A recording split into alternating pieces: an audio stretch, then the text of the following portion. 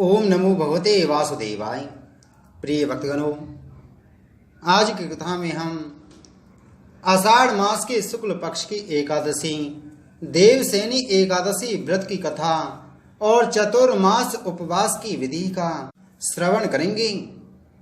धर्मराज बोले, हे जनार्दन, विष्णु भगवान का शयन उपवास किस प्रकार होता है, यह हमें विस्तार से समझाएं। जनार्दन बोले, हे धर्मराज, अब मैं तुम्हें विष्णु शयन का उपवास कहता हूं, आप एकाग्र हो इसे भी अवश्य सुने।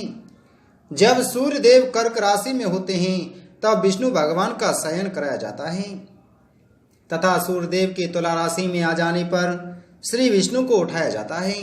अधिक मास लौंद माह में भी यही विधि अपनाई जाती है। अन्य देवों का शयन इस तरह नहीं कराया जाना चाहिए। आषाढ़ माह के शुक्ल पक्ष की एकादशी का उपवास नियमानुसार करके उसी दिन विष्णु प्रतिमा बनाकर चतुर्मास उपवास नियमानुसार करें। सर्वप्रथम प्रतिमा को स्नान कराकर उसे सफेद वस्त्र पहनाकर तकिए वाली सैया पर शयन कराएं। धूप दीप नैवेद्य से विद्वान ब्राह्मण द्वारा उनकी पूजा कराकर निम्नलिखित ढंग से भगवान की स्तुति करें। हे प्रभु, मैंने आपका शयन कराया है, आपके साथ संपूर्ण विश्व सो जाता है। इस तरह विष्णु भगवान के सामने हाथ जोड़कर प्रार्थना करनी चाहिए कि हे भगवान, आप जब अपने 4 माह के शयन काल में मेरे चतुर्मास उपवास को विघ्न रहित संपन्न कराएं। विष्णु स्तुति के बाद पवित्र भाव से दातुन आदि का नियम ग्रहण करें। विष्णु भगवान के उपवास के 5 काल बताए गए हैं। देवसेनी एकादशी से देवउठानी एकादशी तक चतुर्मास उपवास को रखना चाहिए। द्वादशी, पूर्णमासी, अष्टमी तथा संक्रांति के उपवास शुरू करें तथा कार्तिक माह के शुक्ल पक्ष की द्वादशी को उपवास समाप्त कर देना चाहिए। इसके उपवास से सारे पापों का नाश हो जाता है।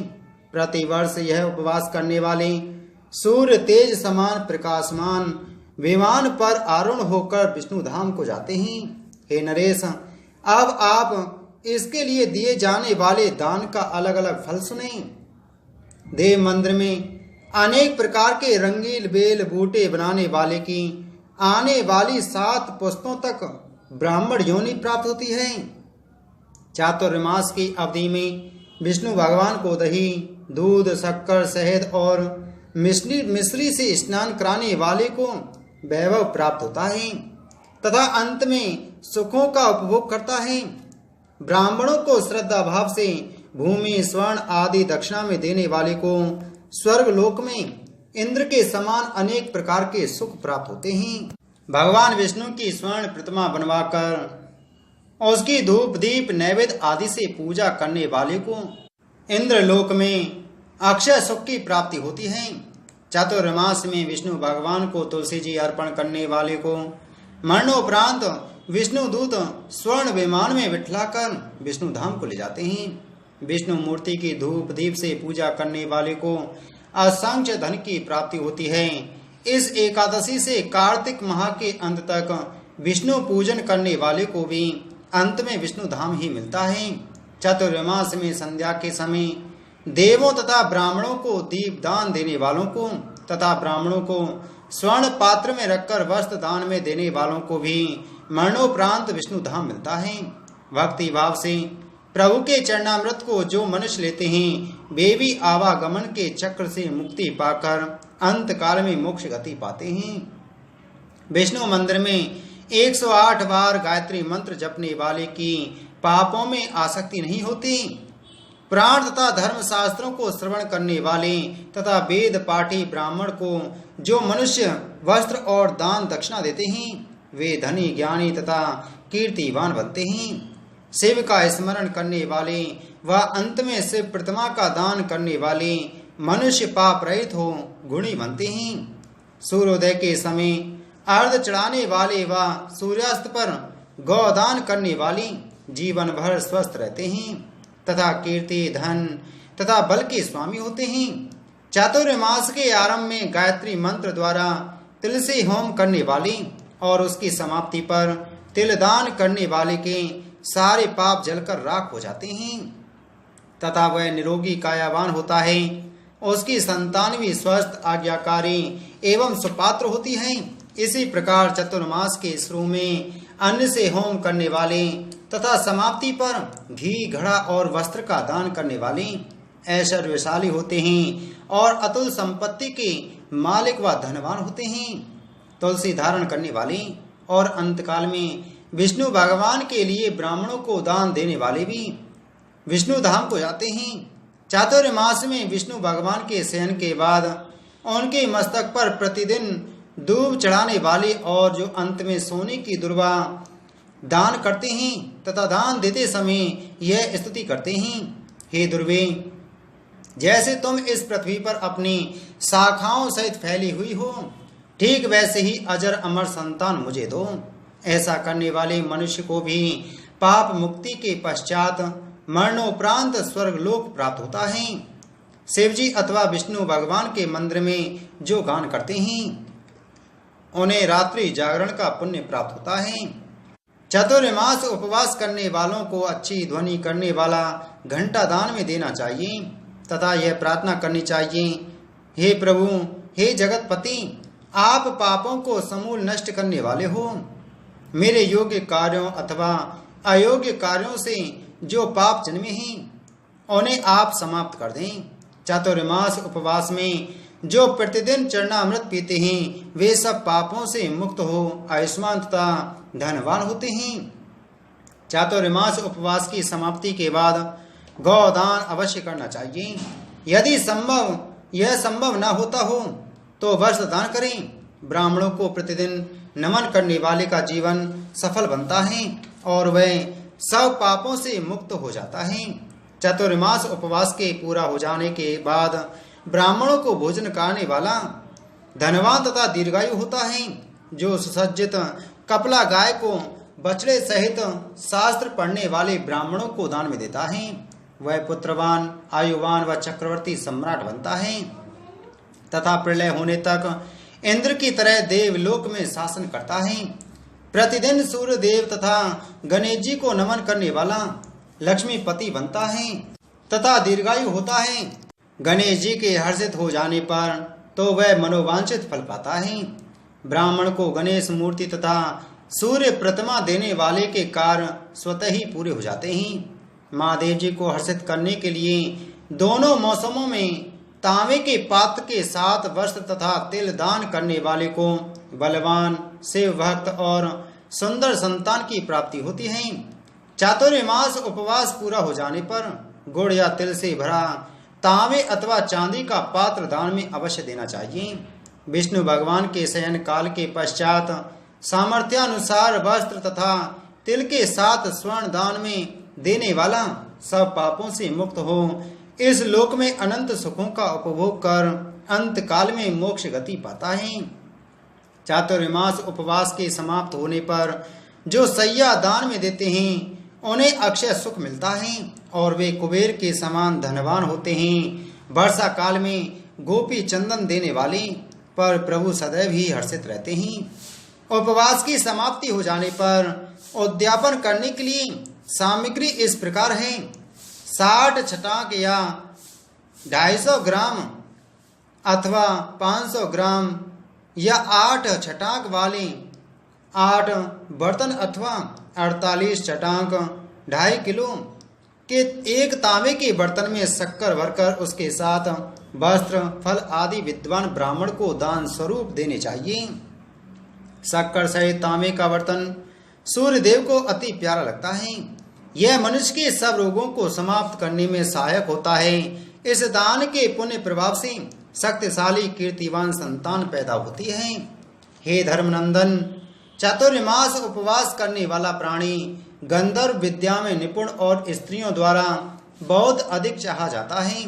चातुर्मास उपवास काल में ब्राह्मणों को साग, फल आदि दान स्वरूप देने वाला या जो शक्ति अनुसार वस्त्र व दान दक्षिणा देने वाला सुखवान राजयोगी बनता है। फल, साग आदि ऋषियों तथा देवलोकवासियों को बहुत ही अच्छे लगते हैं, अतः इनके दान से देवता अति प्रसन्न होते हैं। इस उपवास में रोजाना सौंठ, पीपल, मिर्च दक्षिणा सहित दान में देने से तथा उपवास के अंत में स्वर्ण तथा सौंठ, मिर्च आदि दान स्वरूप देने वाला 100 वर्ष की आयु पाता है तथा मरणोपरांत स्वर्गलोक पाता है। तमाकू सेवन का त्याग करने वाले से देव प्रसन्न हो असीमित धन दौलत देते हैं। इस उपवास के मध्य लक्ष्मी या पार्वती की प्रसन्नता के लिए हल्दी दान करने वाली, अंत काल में चांदी के पात्र में हल्दी रखकर देने वाली नारियां अपने पति के संग और पति अपनी पत्नी के साथ रति सुख भोगते हैं। इस प्रकार उनको सौभाग्य, संतान तथा अक्षय धन की प्राप्ति होती है। वे इंद्रलोक में वंदित किए जाते हैं। इस उपवास में शिव पार्वती की पूजा करने वाली तथा जो स्वर्ण, दक्षिणा तथा वस्त्र का दान करते हैं तथा उपवास के आरंभ में जो शिवलिंग स्थापित कराते हैं, ब्राह्मणों को स्वादिष्ट भोजन देते हैं, उन्हें संपत्ति और कीर्ति मिलती है और वे मृत्यु लोक में असंख्य सुखों का उपभोग कर अंत में शिवलोक मोक्ष पाते हैं। इस उपवास काल में वामन भगवान की प्रसन्नता के लिए ब्राह्मणों को दही वाला भात खिलाएं। यदि यह मुमकिन न हो तो अष्टमी, अमावस, पूर्णमासी, रविवार या शुक्रवार को ही यह भात खिलाएं।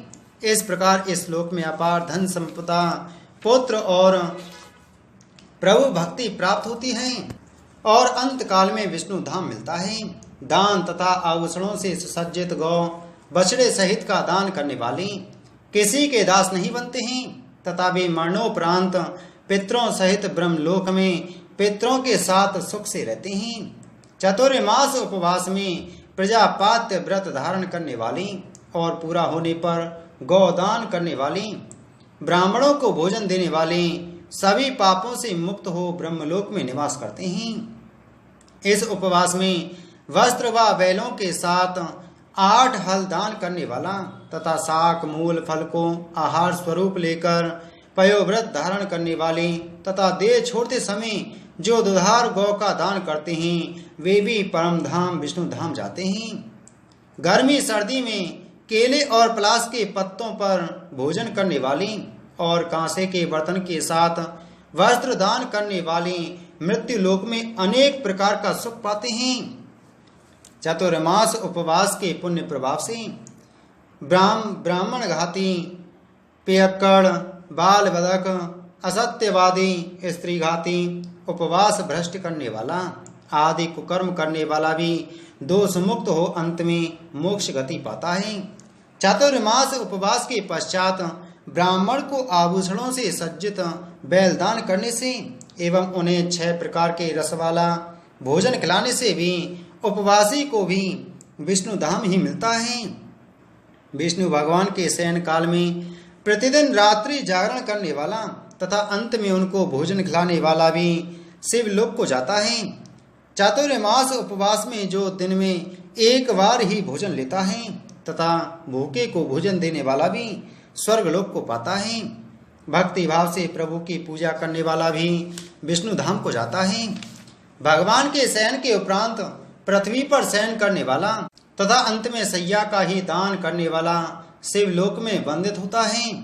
इस उपवास काल में जो स्त्री से मैथुन नहीं करता वह लक्ष्मीपति, बलशाली और यश पाता है तथा मरणोपरांत वह भी स्वर्गलोक को पाता है। इस उपवास काल में श्रेष्ठ चावल या जौ दान करने वाला भी स्वर्गलोक में पहुंचता है। चातुर्मास उपवास काल में जो देह में तेल नहीं लगाता है तथा अंत में जो तेल से भरा कांसे का या मिट्टी के पात्र का जो दान करता है वह भी भगवान विष्णु के लोक को जाता है। उपवास के मध्य शाक नहीं खाने वाला तथा अंत में वेद पढ़ने वाले ब्राह्मण को 10 किस्म के शाक देता है, वह शिवलोक में प्रसिद्धि पाता है। इस उपवास काल में गेहूं का जो त्याग करता है तथा जो स्वर्ण दान में देता है उसे अश्वमेध फल की प्राप्ति होती है और यही फल इंद्रिय दमन करने वाले को मिलता है। श्रावण माह में जो शाक, भाद्रपद में दही, क्वार माह में दूध, कार्तिक माह में दाल को जो त्याज्य समझकर उसका सेवन नहीं करते हैं वह जीवन भर निरोगी रहते हैं। स्नान के पश्चात ईश पूजन करने वाले भी प्रभु के लोक में ही जाते हैं। चातुर्मास उपवास काल में खट्टी अथवा कड़वी वस्तुओं को छोड़ने वाले सब प्रकार की दुर्गंध से मुक्त हो स्वर्ग लोक के अधिकारी होते हैं। इस उपवास काल में चंद्रायण उपवास करने वाले भी स्वर्ग लोक को ही जाते हैं। इस उपवास में केवल दूध पर ही रहने वालों का वंश महाप्रलय के अंत तक चलता रहता है। भगवान के शयन से जागने वाले दिन से ब्राह्मणों को वस्त्र, भोजन तथा पैसा दान में देना चाहिए। ये समस्त दान विद्वान तथा वेदों को पढ़ने वाले ब्राह्मणों को ही देना चाहिए। चोरी, पियक्कड़, असत्यवादी, पर स्त्रीगामी अथवा त्याज्य करने वाले ब्राह्मण को दान देने से उल्टा ही फल मिलता है, वह नरकगामी होता है। प्राचीन काल की बात है, वृद्धाश्रम नामक नगर में सुमेध नामक एक ब्राह्मण रहते थे। वे अत्यंत निर्धन थे किंतु परम भक्ति से परिपूर्ण थे। उनकी पत्नी पावनी भी अत्यंत धर्मपरायण और तपस्विनी थी। दोनों ही भगवान विष्णु के अनन्य भक्त थे। सुमेध जी का जीवन कठिनाइयों से भरा हुआ था, पर उन्होंने कभी किसी से कुछ नहीं मांगा। वे भिक्षा में जो कुछ भी मिलता उसी से जीवन यापन करते और शेष समय भगवान विष्णु की भक्ति में लीन रहते। एक बार आषाढ़ माह आया। जैसे ही शुक्ल पक्ष की एकादशी आई, सुमेध जी ने व्रत का संकल्प लिया। उन्होंने कुछ भी ग्रहण नहीं किया। रात्रि को दीप जलाकर विष्णु सहस्त्र नाम का पाठ किया और जागरण करते रहे। रात्रि के अंतिम पहर में उन्होंने स्वप्न में भगवान विष्णु के दर्शन किए। प्रभु ने कहा, हे सुमेध, तुमने जिस श्रद्धा से देवसैनी एकादशी का व्रत किया है उससे मैं अत्यंत प्रसन्न हूँ। अब मैं तुम्हें अपने धाम में स्थान देता हूँ। तुम्हारे पुण्य से आने वाले 7 कुलों का उद्धार होगा। सुबह उठकर सुमेध जी ने यह बात अपनी पत्नी को बताई। पावनी ने हर्ष के आंसू बहाए और बोली, स्वामी, यह सब प्रभु की कृपा है। जीवन में कितना ही कष्ट क्यों ना हो, यदि भक्ति सच्ची हो तो भगवान अवश्य कृपा करते हैं। कुछ ही दिनों में सुमेध जी का शरीर त्याग शांति पूर्वक हुआ और दिव्य विमान द्वारा भगवान विष्णु के पार्षद उन्हें पत्नी सहित वैकुंठ धाम को ले गए। बोलो एकादशी महात्म की जय। बोलो विष्णु भगवान की जय। ओम नमो भगवते वासुदेवाय। प्रिय